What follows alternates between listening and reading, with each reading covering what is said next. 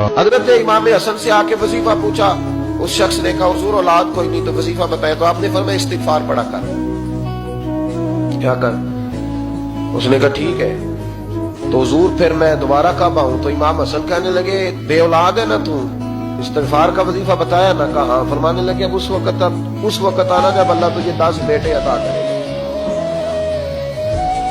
کتنے؟ 2 4 نہیں، 10 ہی کہہ دیے۔ تو حضرت امیر معاویہ رضی اللہ عنہ دیکھا، کہنے لگے حسن اتنا بڑا دعویٰ؟ آپ فرمانے لگے میں نے کہہ دیا نا تو اللہ فضل کرے گا۔ ہاں ہاں اللہ خیر کرے گا، خیر ہو جائے گی۔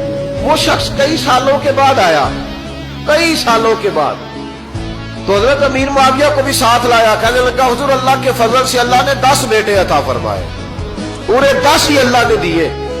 تو حضرت امیر معاویہ کہنے لگے جناب بات تو آپ کی سچی ہو گئی، پر مجھے بھی بتائیے وظیفہ کہاں سے لیا؟ فرمانے لگے قرآن پاک سے، سورہ نوح کی 10 11 12 آیت پڑھو۔ اللہ فرماتے تم استغفار پڑھو، میں تمہاری بیٹوں سے بھی مدد کروں گا، مالوں سے بھی مدد کروں گا۔ تو میں نے استغفار بتائی تھی اور قرآن میرے اللہ کا ہے، رب کا وعدہ جھوٹا ہو سکتا؟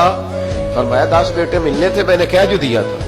وہ میرے بھائیوں یاد رکھیں، استغفار اللہ کی رحمت نازل کرتا ہے۔